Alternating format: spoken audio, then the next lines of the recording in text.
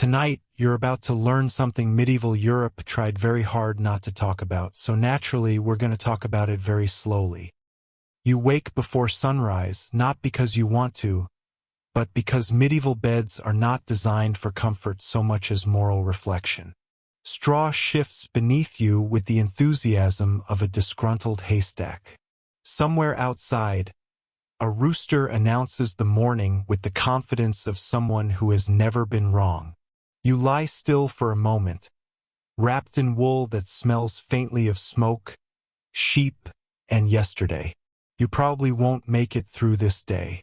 That's not a threat, just a statistical observation based on medieval survival rates. Before we go any further, gently tap the like button if you're awake enough to find it. If you're not, that's fine too. And if you feel like it, leave a comment telling us where you're listening from and what time it is. Medieval people loved knowing where everyone else was, mostly so they could worry about it. Now let's ease into tonight's journey. You live in a world that talks constantly about the body and almost never listens to it. Every ache is a message from God. Every sensation has a moral footnote. The medieval church has opinions about nearly everything your body does, and it expresses those opinions loudly, often in Latin, and usually while wagging a finger. Yet bodies, inconveniently, continue to exist. Medieval women, in particular, are surrounded by instructions. How to behave, how to pray, how to sit, how to bleed, how to marry, how to give birth, how to endure.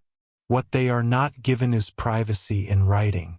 Almost everything we know about their inner lives comes filtered through male clerics, physicians, or anxious moralists who were not invited to the conversation.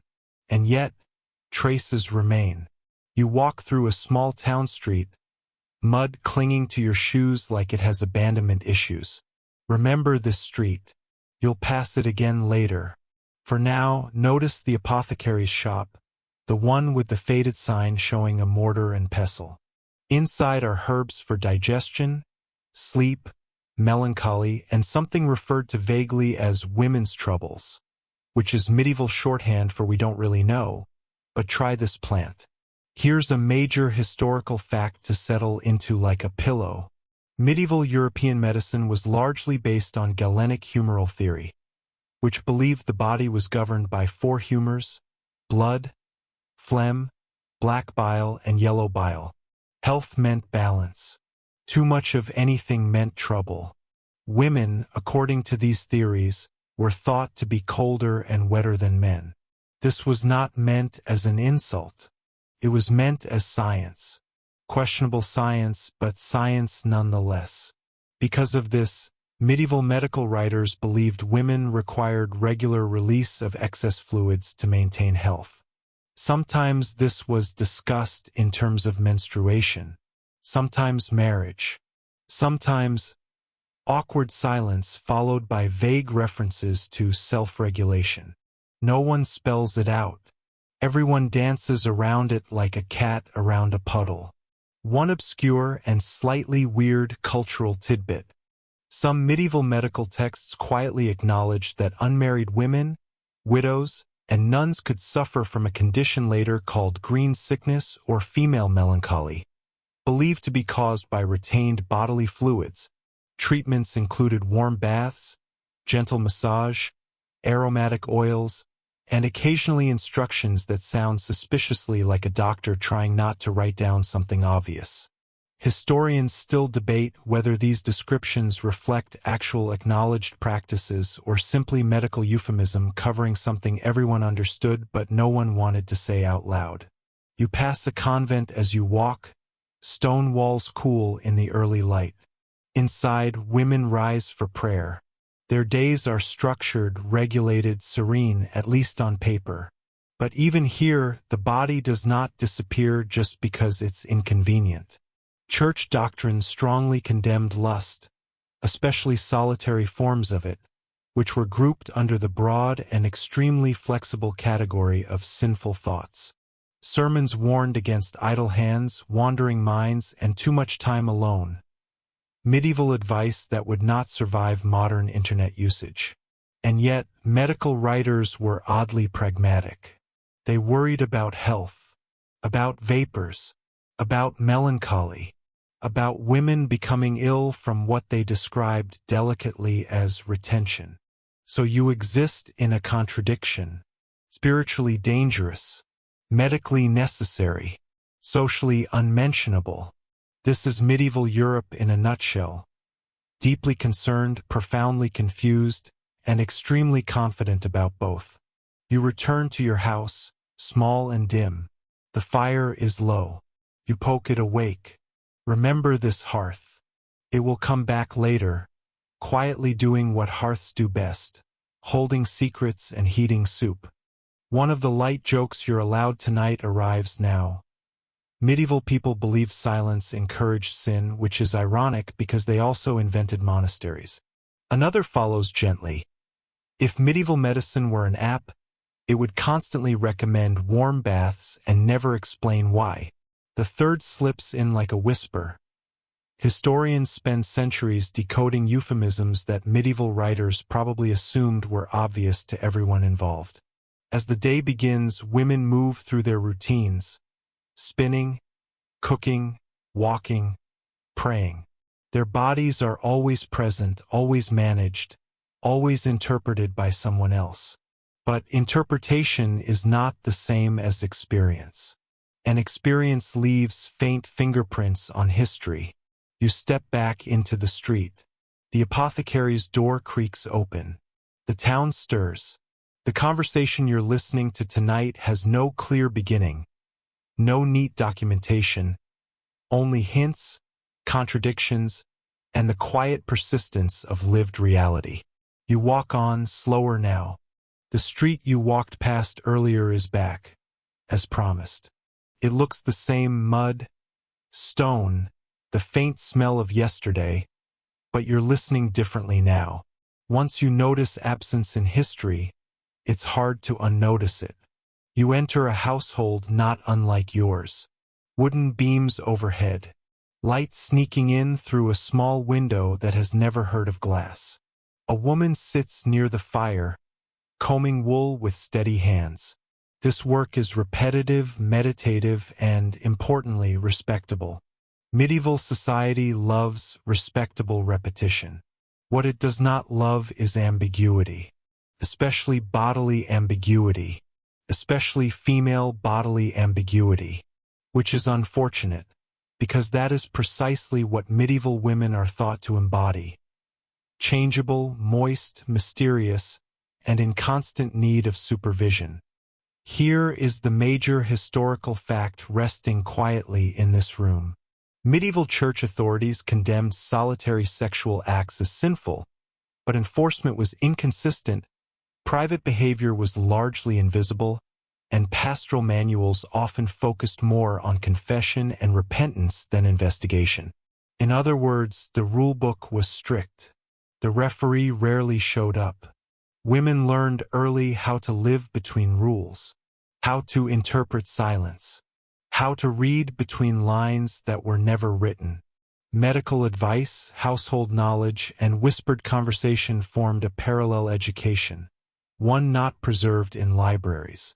You notice objects now: a wash basin, oils, linen cloths, nothing remarkable, everything remarkable. These are the tools of daily care, of comfort, of coping. Medieval life is hard. Comfort is not a luxury, it's survival. One obscure and quietly fascinating cultural tidbit. Some medieval medical writers described the wandering womb, a belief that the uterus could move around the body, causing distress if not properly encouraged to stay in place. Treatments included scents, warmth, and calming routines. The womb apparently responded well to hospitality. Historians still debate whether these theories reflect misunderstanding, metaphor, or attempts to rationalize symptoms without anatomical knowledge. You sit by the fire now, the hearth again. Told you it would return. Fires listen well. They do not judge. Religious texts speak sternly. Medical texts hedge their bets. Daily life continues in the middle, doing what it has always done, finding ways to endure. Women are taught modesty, but also responsibility for their own health. They are warned against temptation, but expected to manage bodily imbalance. The contradiction is not resolved. It is simply lived with. One woman seeks marriage because it is said to calm the body. Another does not have that option. Another chooses devotion. Another simply grows older and learns her rhythms the way farmers learn weather, through observation, patience, and trial. Here comes your gentle humor for this section. Medieval doctors were confident, rarely correct, and still consulted constantly, much like modern search engines at 2 a.m. Another, the church worried deeply about private behavior but never quite figured out how doors worked. And one more, softly, history is full of rules written by people who assumed no one would test them. Night settles in. Candles flicker. The house grows quiet. The world does not stop just because it's unobserved. You feel the weight of the day easing. Not answers, just understanding. Or at least context. Medieval women did not leave us explicit instructions. They left us something subtler, evidence of negotiation, between belief and body, between doctrine and need, between what was said and what was done. The fire dims. The street outside quiets. Somewhere, a bell marks time, as if time needed encouragement. You rest with the thought that history is not only made of wars and kings, but of private moments no one dared to record, and yet, somehow, they still echo. Stay here a while. You wake again, or perhaps you never fully slept. Medieval nights are not built for deep rest. They are stitched together by sounds. Wind worrying the shutters, a distant cough, a floorboard complaining under its own weight. You lie there thinking about nothing in particular, which is often when history slips its arm around your shoulder and starts talking. You remember the wash basin from earlier. It sits where it always sits, patient and unassuming. Water is poured into it in the evenings, warmed near the fire, sometimes scented with herbs. Lavender, rosemary, sage. Plants that smell like calm, or at least like someone tried. You walk outside at first light. The town exhales. Animals begin their negotiations with the morning. Women gather water, skirts lifted just enough to be practical and no more. Practicality is a virtue here. Silence, too. Here is the major historical fact that wanders into your morning like a cat pretending it owns the place. Medieval medical care for women was often delivered by other women, midwives, healers, attendants, whose knowledge was practical, oral, and largely undocumented. This matters because written sources skew male, clerical, and anxious. The real instructions lived in kitchens, baths, and quiet conversations. What helped? What soothed? What didn't make things worse? An obscure and oddly tender cultural tidbit drifts by next. Some medieval household manuals recommended self-massage with oils for circulation and calm, without specifying boundaries. The assumption seems to have been that women knew their own bodies well enough not to need diagrams or permission. Historians still debate whether this vagueness was deliberate discretion or simple oversight born from embarrassment. You pass the apothecary again. Remember him? He pretends not to see you. Inside, remedies line the shelves. For sleep, for sadness, for agitation of the heart. Medieval medicine is less about curing and more about settling things down. Balance, ease, quiet. Religion, meanwhile, keeps watch. Confession manuals list sins with obsessive precision, yet when it comes to private female behavior, the language becomes foggy. Impure thoughts, unchaste acts, nothing too specific, nothing that would require follow-up questions. This leaves space, not freedom space. One of your light jokes arrives here, wrapped in wool. Medieval Europe had strong opinions about everything except how to actually enforce them. Another drifts in, if ambiguity were a building material, medieval theology would be structurally sound. And the third, soft as a yawn. Women's bodies were considered mysterious largely because no one in charge bothered to ask women about them. You return home. The hearth again. It remembers you. You sit close enough to feel the heat, but not close enough to invite comment. Evening routines unfold. Washing, combing, oiling dry skin. Care is slow, intentional, almost ceremonial. No one announces what these moments mean. They don't have to. Meaning does not always require witnesses. You notice how often medieval writers warn against idleness. Not rest idleness. A suspicious state where the mind wanders, the body notices itself, and thoughts happen without supervision. The fear is not action so much as autonomy. Night settles. Candles dim. Somewhere, a woman finishes her day not with prayer or panic, but with the quiet understanding that tomorrow will require her body again. And so she tends to it.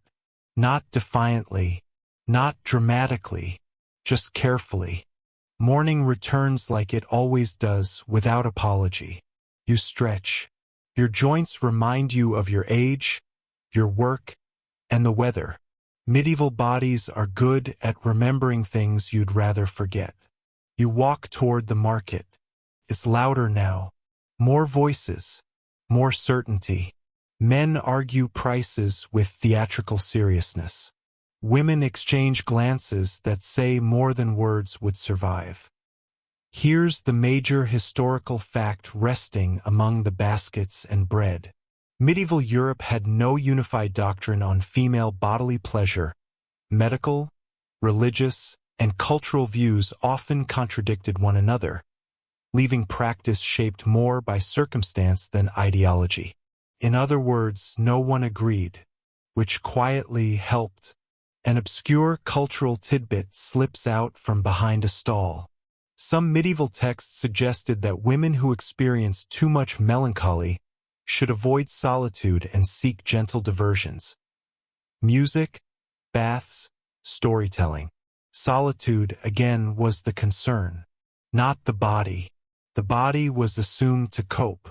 Historians still debate whether these recommendations were attempts to control women's time or sincere efforts to protect mental health using the limited vocabulary available. You hear a sermon echoing from a nearby church. It warns against temptation, as sermons do. The language is broad, safe. No one is dragged from the pews. No doors are knocked down. The threat remains theoretical. Back home, the afternoon stretches. Work repeats itself. Wool becomes thread. Thread becomes cloth. Time moves like it's thinking about stopping but never quite commits. Your gentle humor for this section arrives on tiptoe. Medieval life was exhausting enough that scandal often had to wait its turn. Another follows. If sin required energy, many peasants were simply too tired. And the last one settles in comfortably. History survives because people kept living in the gaps between rules. As evening approaches, the house grows quieter. The fire returns, last appearance for now. You sit near it, thinking about how much of history depends on what people didn't write down. How much understanding lives in pauses, euphemisms, and carefully chosen silences. Medieval women did not leave behind confessions. They left behind rhythms, care routines, medical hints, the stubborn persistence of bodies that refused to vanish just because theology wished they would behave. The day ends. Not resolved, not explained, just lived. You feel your breathing slow. The world narrows to warmth and shadow. The past settles around you, not as scandal, but as context. Stay with that. The night loosens its grip slowly, the way medieval nights always do. Reluctant to leave, but aware it has overstayed. You wake to gray light and the soft argument of birds outside, already disputing ownership of the morning. Your body feels heavy, not injured, not ill, just used. Medieval fatigue is not a failure of willpower. It's a side effect of existing without mattresses, caffeine, or the concept of weekends. You dress, layer by layer, wool over linen, practical over flattering. Mirrors are rare. Reflection happens internally. You step outside. The street smells faintly of damp earth and bread. Remember this smell. It will come back, unexpectedly, like memory often does. Here is the major historical fact that settles into your morning like a chair that creaks but holds. By the late Middle Ages, medical and religious authorities increasingly clashed over who had authority over the body, especially women's bodies, physicians focusing on health, clerics on morality. This tension never resolves. It simply becomes part of the background noise of life, like church bells or gossip. You pass a healer's home, not officially licensed, not formally trained, absolutely relied upon. She knows which herbs soothe nerves, which oils warm stiff joints, which baths calm a restless body. Her knowledge is experiential, passed hand to hand, not page to page. An obscure cultural tidbit drifts gently into view. Some medieval women kept personal remedy books, handwritten collections of household advice, prayers, and treatments, often inherited, often adapted.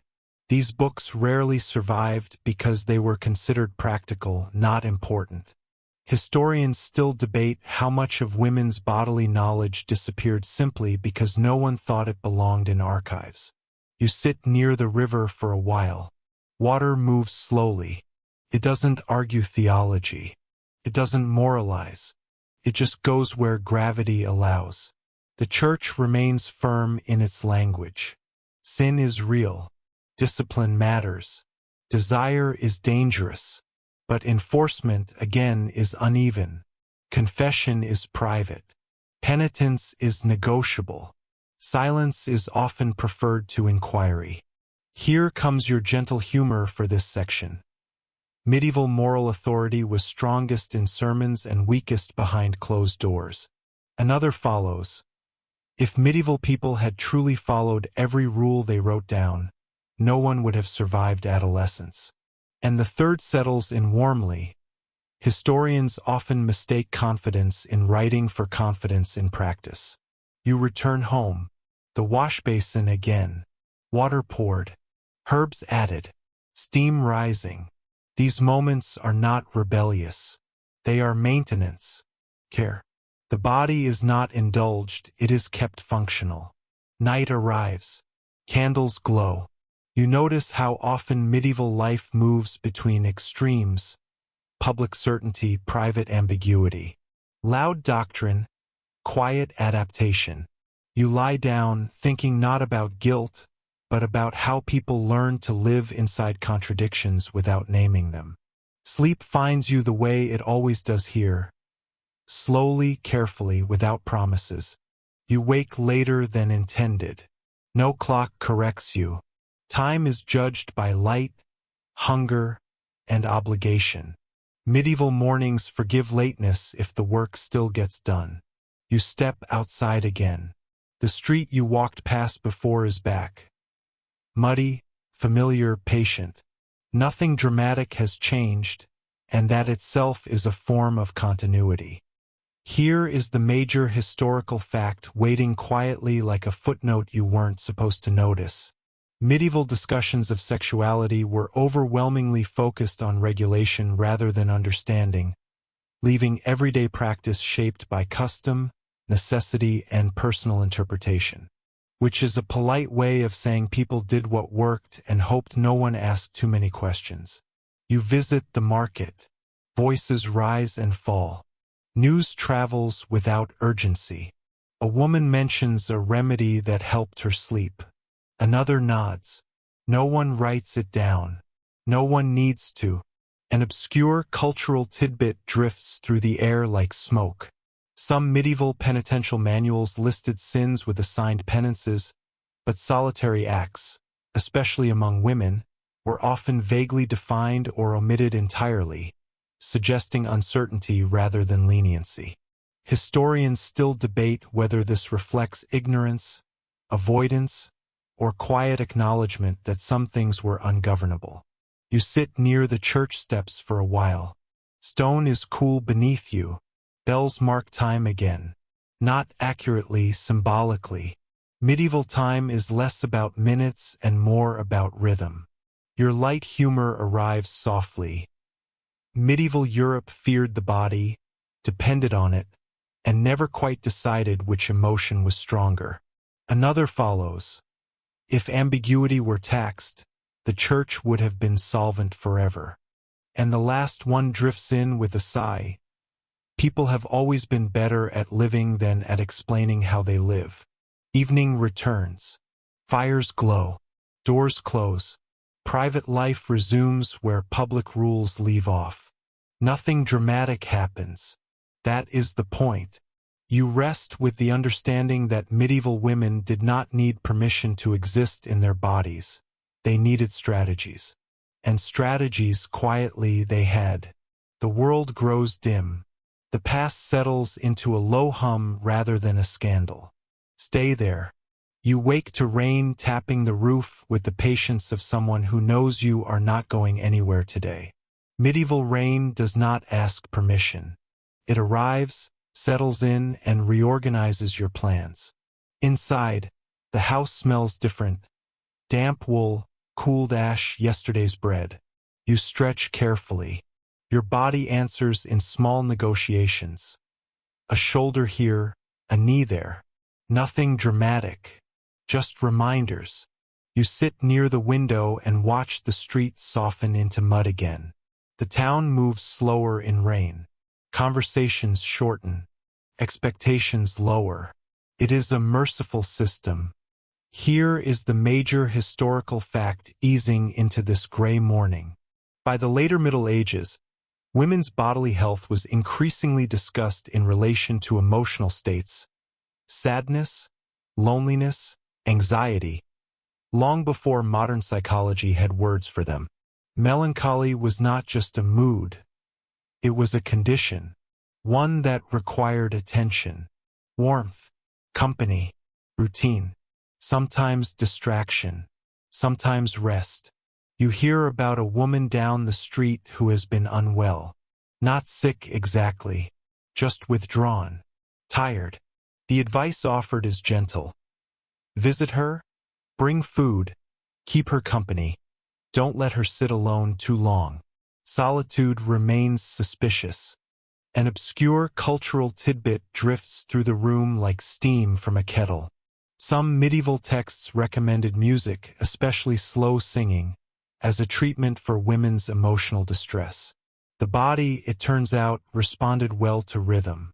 Historians still debate whether these recommendations reflect genuine observation or symbolic comfort layered onto medical theory.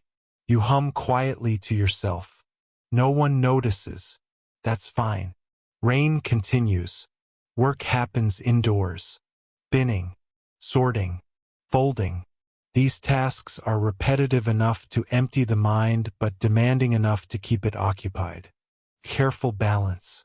Your gentle humor for this section arrives softly. Medieval medicine treated boredom as a medical risk, which is oddly relatable. Another follows. If restlessness were measurable, monasteries would have required warning labels. And the third settles in like a shared glance. Sometimes the safest place to exist is between attention and neglect. As evening approaches, the rain thins. Smoke rises from chimneys. Supper is simple. Warmth is appreciated. You notice again how medieval life is not structured around fulfillment, but around function. Feeling good is secondary.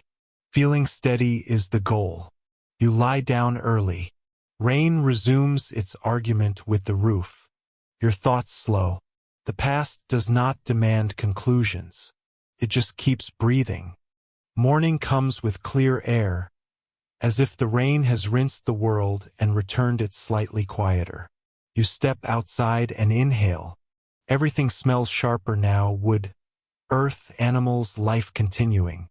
The street you know so well greets you again. It is unchanged, which is comforting. Change is exhausting. Here is the major historical fact waiting calmly for you today. Medieval women's private lives were rarely policed unless they became public problems. Scandal, pregnancy, accusation, meaning much of daily behavior existed beyond formal oversight. This invisibility is not freedom, but it is space. You visit a neighbor. Conversation drifts. Weather, work, sleep, remedies. Someone mentions warm oil before bed helping with restlessness. Someone else nods. No one asks follow-up questions. An obscure cultural tidbit slips in quietly. In some medieval households, bathing was associated with moral risk, not because of the bath itself, but because it encouraged comfort and privacy. And comfort made authorities nervous. Historians still debate whether this anxiety stemmed from theology or from simple distrust of unregulated time. You walk back home as the sun rises higher. Shadows shorten. Responsibilities lengthen. Your light humor arrives gently. Medieval society feared leisure almost as much as it needed it. Another follows. Privacy was treated like a privilege, even though walls were thin and secrets were loud. And the last one fades in. The past was never as strict as its rules suggested, nor as free as its silences implied. Afternoon passes. Evening returns. Fires glow. Doors close. The private world resumes its quiet negotiations. You lie down again, not searching for answers, just noticing patterns. Care. Silence. Adaptation. The steady presence of bodies doing their best inside systems that never fully understood them. The world grows dim. The story continues, unhurried. Stay here. You wake before the bell this time. The sky is pale, undecided. Your breath fogs the air for a moment and then disappears, as if it never wanted to be recorded. Medieval mornings are good at that. Present, then gone. You remember the smell from earlier days. Bread, damp earth. And there it is again, waiting for you like a familiar sentence.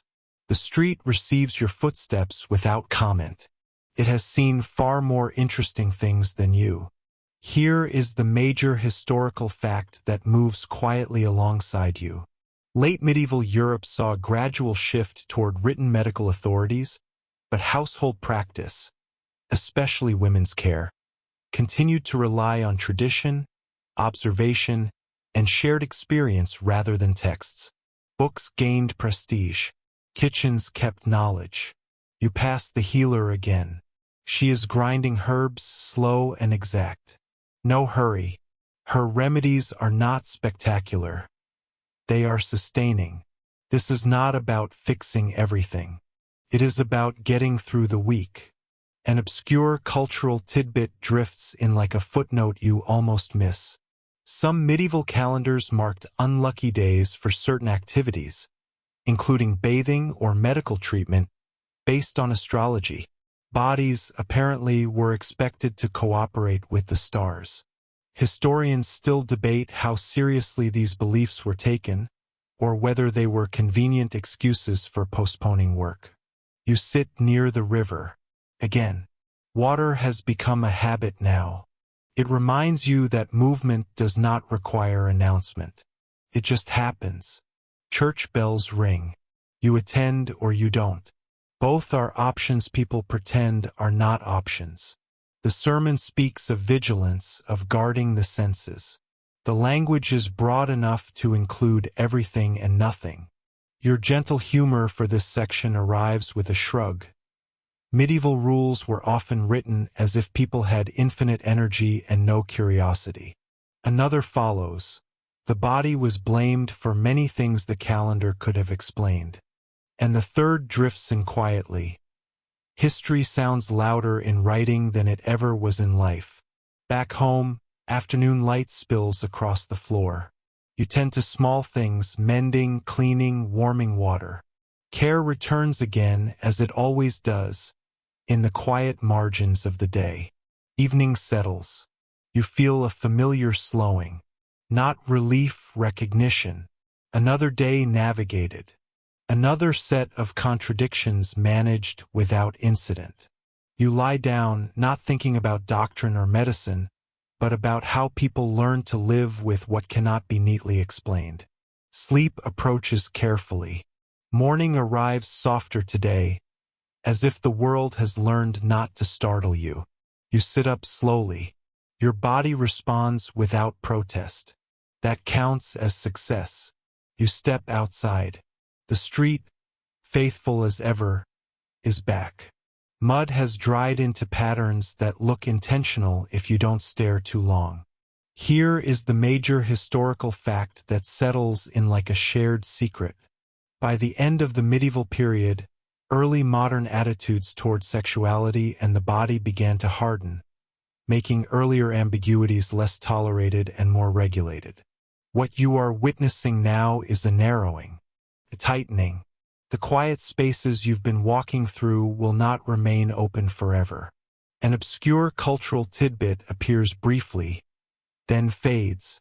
Some late medieval sermons began to warn explicitly against bodily curiosity itself, not just action, suggesting a growing anxiety about inner life, not merely behavior. Historians still debate whether this shift was driven by religious reform, social control, or simple discomfort with what could not be supervised. You visit the market one last time today. Conversations feel the same, but something in the air has changed, or maybe you've changed. Awareness does that. Your light humor arrives gently. Medieval Europe spent centuries worrying about thoughts, then invented eras dedicated entirely to suppressing them. Another follows. Privacy survived mostly because enforcing curiosity was exhausting. And the third rests easily. People adapt faster than institutions. You return home. The hearth glows, steady and familiar. It has been with you through everything. Fires, like history, remember without judgment. You sit. You breathe. You notice how this story has never shouted. It hasn't needed to. It has been about proximity, not proclamation. The day winds down. Shadows lengthen. The world prepares to rest again. You let it. You wake to rain tapping gently at the roof, a patient sound, like someone knocking without expecting an answer. The room smells of damp wood and yesterday's fire. Medieval rain does not rush. It lingers. You take that as permission to linger too. You wrap yourself in routine. Washington dress. Breathe. The day begins the same way many before it have, which is precisely how history prefers to move, quietly in repetitions. Here is the major historical fact that drifts in with the rain. Medieval women's knowledge of their bodies was largely transmitted through informal female networks. Mothers, midwives, neighbors, rather than official institutions or written doctrine. No universities here. No lectures. Just kitchens, gardens, birth rooms, and the shared understanding that life required practical wisdom more than abstract rules. An obscure cultural tidbit appears like a half-remembered proverb. Some medieval midwives were believed to carry charms or whispered prayers specifically meant to ease female unrest. A phrase vague enough to be useful and safe. Historians still debate how much autonomy women felt within these systems, or whether familiarity simply softened the edges of restriction. You step outside under a hood. The street absorbs the rain. Mud reforms itself, undoing yesterday's patterns without apology. You notice how little the world cares about permanence. At the well, two women speak in low voices. Not secrets, just things that don't require volume. Advice about herbs, about rest, about listening to one's own rhythms even when the calendar disagrees. Your first light joke settles in. Medieval wellness culture existed, it just didn't come with a subscription fee. The second follows. Advice was free, outcomes were not guaranteed. The third arrives lazily. People trusted experience long before they trusted explanations. You return indoors. The day narrows to domestic sounds. Scraping, stirring, rain fading to mist. You feel how the body adjusts, how awareness doesn't always mean anxiety. Sometimes it just means familiarity. Evening comes early. Candles glow. The room feels held together by small lights and smaller certainties. You lie down, not with answers, but with a sense that knowledge doesn't always announce itself. Sleep arrives like rain did, soft, steady, unremarkable in the best way. Morning again. The rain has moved on, leaving the world rinsed and quiet. You step outside and feel the air settle around you, cool and forgiving. The street looks the same, which is comforting. Change is overrated before breakfast. You walk slowly, because there is nowhere urgent to be. Medieval urgency was mostly invented after the fact. Here comes the major historical fact. Unhurried. As medieval Europe transitioned toward the early modern period, increasing moral regulation began to frame bodily self-awareness, especially for women, as something requiring correction rather than care. The shift is subtle at first. Words change tone. Advice becomes warning. Familiar knowledge is recast as suspicion. An obscure cultural tidbit lingers briefly. Some household manuals from the late period quietly removed sections related to women's health that had been present earlier. Not replaced, just gone. Historians still debate whether this silence reflected changing values or changing power over who was allowed to speak. You pass the church. Doors open, then close. Inside, language tightens. Outside, life continues with its usual disregard for consistency. The contrast is noticeable if you're paying attention, and you are, unfortunately, paying attention. Your gentle humor arrives with a sigh. Institutions tend to get nervous when people understand themselves too well. Another follows. Silence is easier to manage than nuance. And the third drifts in softly. The body keeps its own archives, whether anyone approves or not. You spend the afternoon in small tasks, folding, repairing, waiting for water to boil. The rhythm calms you. These are the hours history rarely writes down, but they are the hours that make everything else possible. As evening approaches, you sit near the hearth again. Remember it? It remembers you. Fire does not moralize. It just warms. You feel the long thread of the days you've walked through. The knowledge passed quietly, the awareness shaped gently, the slow narrowing of what will soon be called acceptable. Night settles. You lie back. The world exhales. You wake before dawn, that narrow hour when the world hasn't decided what it is yet. The fire is only embers now, remembering heat rather than producing it. You sit up slowly, careful not to wake the room, as if the room were a person with opinions. Outside, a rooster tries to invent morning. It succeeds eventually. This is where the story tightens. Not loudly, just with a polite clearing of the throat. The major historical fact arrives without ceremony. By the late medieval period, church authorities increasingly framed bodily pleasure, especially solitary pleasure, as a moral concern tied to sin, discipline, and surveillance of the inner life. It doesn't arrive all at once. It never does. It comes as suggestions, as sermons that linger, as confessions that ask slightly different questions than they used to. You feel it in the way language shifts. Where there was once advice, there is now caution. Where there was once practical care, there is now abstraction. An obscure cultural tidbit slips in through the cracks. Some penitential manuals listed vague, self-touching thoughts without defining them, leaving women to wonder whether normal bodily awareness now required apology.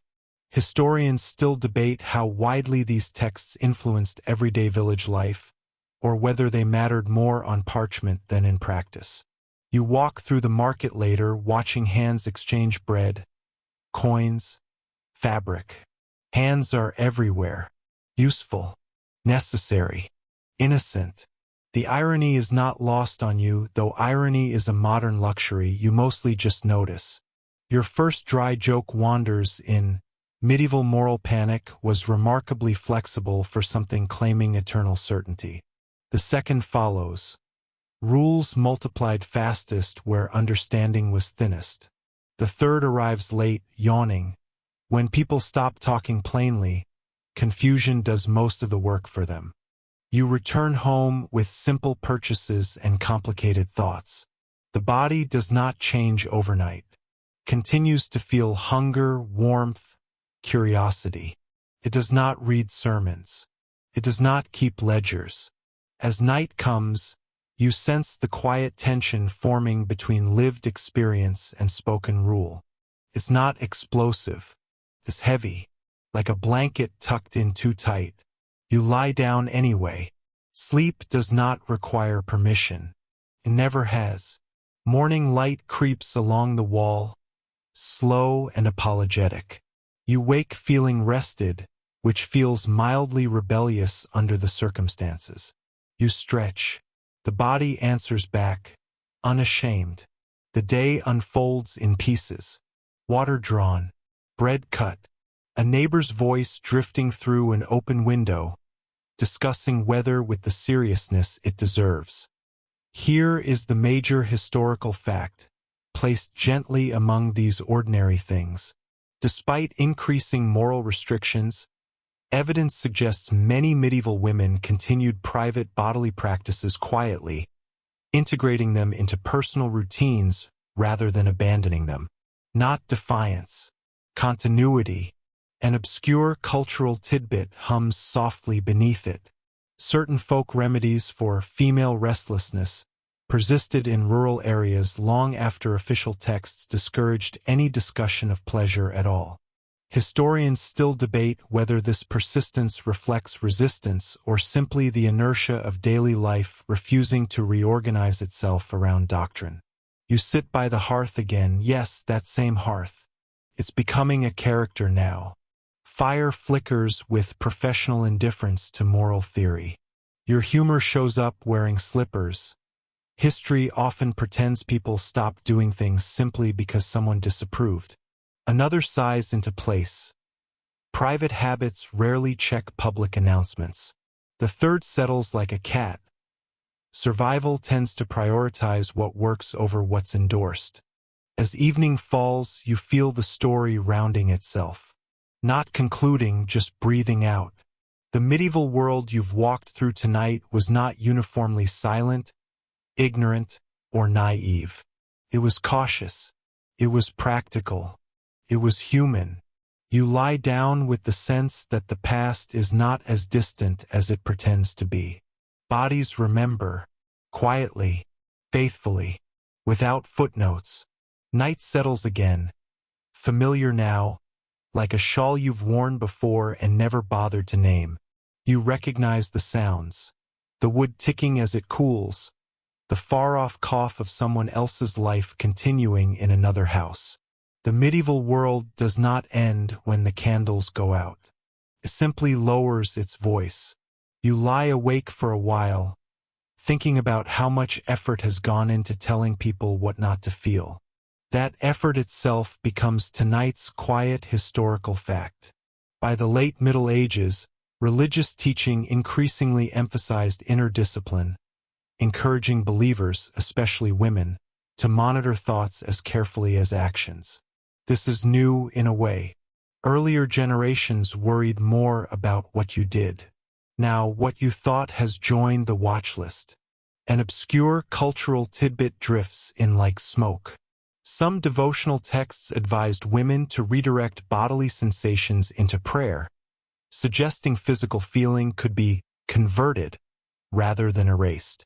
Historians still debate whether this advice functioned as spiritual comfort or psychological pressure, depending on who was listening and how literally. You notice how this inward turn changes the rhythm of life. Silence gains weight. Privacy becomes meaningful in a different way. What happens alone is no longer just alone, it is morally charged. Your humor tries not to wake anyone. Medieval spirituality accidentally invented overthinking centuries before it was fashionable. Another follows, softer. If thoughts were taxable, everyone would have gone bankrupt. The third barely lands. Even saints had to sleep sometime. You drift toward rest, imagining countless women navigating this interior landscape, negotiating between instruction and instinct, belief and biology. Not dramatically, just steadily, like walking a familiar path in low light. The body, after all, does not vanish when ideas arrive. It waits, patient, unimpressed. Morning returns with the mild confidence of something that knows it will always be allowed back in. You rise, wash your hands, feel the cold water bite just enough to remind you that sensation itself is neutral. Honest, reliable. This is where the long arc becomes visible. The major historical fact settles in calmly. Over time, medieval attitudes toward women's bodies laid groundwork for later early modern debates about sexuality, modesty, and control. Debates that would grow louder, not quieter. What you're witnessing is not an ending, but a tightening spiral. An obscure cultural tidbit rests beside it. Medical texts continued to describe female pleasure in practical terms even as moral writings discouraged discussing it openly, creating a quiet contradiction that never fully resolved. Historians still debate how much these parallel traditions conflicted in daily life, or whether most people simply ignored the contradiction and carried on. You walk through the village again, that same path you've taken so many times tonight. Remember the doorway you passed earlier? Still there. Remember the hearth? Still warm. The world is remarkably consistent despite intellectual turmoil. Your humor stretches, unbothered. History loves rules, but life prefers routines. Another smiles faintly. Bodies have a long memory and a short attention span for ideology. The third fades into a yawn. Silence is often mistaken for absence. As the day softens, you sense this chapter of the story preparing to loosen its grip. The women of the medieval world were not simply restricted or liberated, they were adaptive. They listened, they adjusted, they preserved what they needed quietly, carefully, often invisibly. You rest again, aware that what survives history is rarely the whole truth, just the part loud enough to be written down. Evening arrives without ceremony, the way it always does. No trumpet, no announcement, just a gradual dimming, as if someone far away is slowly turning down the world. You sit near a window and notice how the glass softens everything it touches. Faces blur, edges round off. Certainty loses its sharp corners. This too is part of the story. The major historical fact drifts in gently. By the late medieval period, many ideas about women's bodies were no longer learned at home or through shared female knowledge, but filtered through male-dominated institutions like the church and universities. It's a quiet shift, but a powerful one. Knowledge changes hands. Language changes tone. What was once practical becomes theoretical. What was once whispered becomes footnoted or erased. An obscure cultural tidbit slips through the cracks. Some midwives continued to pass down bodily knowledge orally, using metaphors drawn from bread-making, spinning wool, or tending fires. Safe language for unsafe truths. Historians still debate how much of this informal knowledge survived intact, and how much was reshaped to avoid scrutiny. You imagine these exchanges taking place late at night, when the day's labor is done and no one is listening too closely. Not rebellious, just necessary. Knowledge, like warmth, tends to gather where people sit close together. Your humor hums quietly. Censorship works best when everyone is tired. Another arrives lazily. If ignorance were holy, sleep would be a sacrament. The third barely forms before dissolving. Even secrets need rest. You feel the weight of centuries pressing lightly, not oppressively. The medieval women in this story are not symbols. They are people with routines, washing linen, kneading dough, lying awake when the house finally goes still. The body remains as it always has, patient, rhythmic, uninterested in debates it did not start. You close your eyes for a moment, and the world obliges by growing softer. The night deepens, and sound thins out until it feels almost breathable. Somewhere a door closes. Somewhere else a candle gives up. You are very aware of how still you've become, how little effort it now takes to exist. This is where the long story begins to loosen its grip. The major historical fact arrives like a final note held gently. By the end of the medieval era, ideas about sexuality, including women's private bodily experiences, had become increasingly moralized, setting patterns that would echo far beyond the Middle Ages. Echoes are quieter than origins, but they last longer. An obscure cultural tidbit settles beside it. Despite stricter moral language, popular songs and folktales continue to hint at bodily humor and desire, suggesting everyday life never fully obeyed official rules. Historians still debate whether this gap between doctrine and daily life caused tension, or simply became normal. You think back to the beginning of tonight's journey. Remember the street you walked down at dusk? It's here again, but empty now. The same stones, the same doorways. Nothing dramatic has changed, and yet everything has. Your humor stretches one last time. History insists on seriousness, but people insist on living. Another follows, barely audible, rules age faster than bodies. The third drifts off unfinished, like a sentence no one needed to hear. You realize something simple and grounding. Much of what mattered to these women was never meant to be recorded. It lived in sensation, in instinct, in the quiet understanding that the body is not an enemy. It is a companion you learn to live with. As the world fades further, the story stops asking to be understood and starts asking only to be felt. Dimly, distantly, like warmth through a wall. The world now feels padded, like it's been wrapped in wool and left near a hearth. Sounds arrive late, if at all. Your thoughts slow to the pace of footsteps on soft earth, the kind that leave marks only briefly before the ground forgets them. This is where history stops trying to prove itself. The major historical fact drifts in calmly, without urgency. As Europe moved toward the early modern period, written discussions of women's bodies became more rigid, while lived, private practices continued largely unchanged beneath the surface. What is written stiffens. What is lived adapts. An obscure cultural tidbit curls up beside it. Some household manuscripts, recipe books, herbal notes, scraps of prayers, were written by women and passed down quietly, sometimes containing coded references to bodily comfort that only other women would recognize. Historians still debate how intentional this coding was, or whether it simply felt natural to speak indirectly in a world that listened too closely. You imagine these pages. Smudged ink, uneven lines, a corner folded to mark something important. Not revolutionary texts, just useful ones. The kind that survive because someone needed them. Your humor surfaces faintly. Privacy, it turns out, is a luxury invented early. Another follows, softer.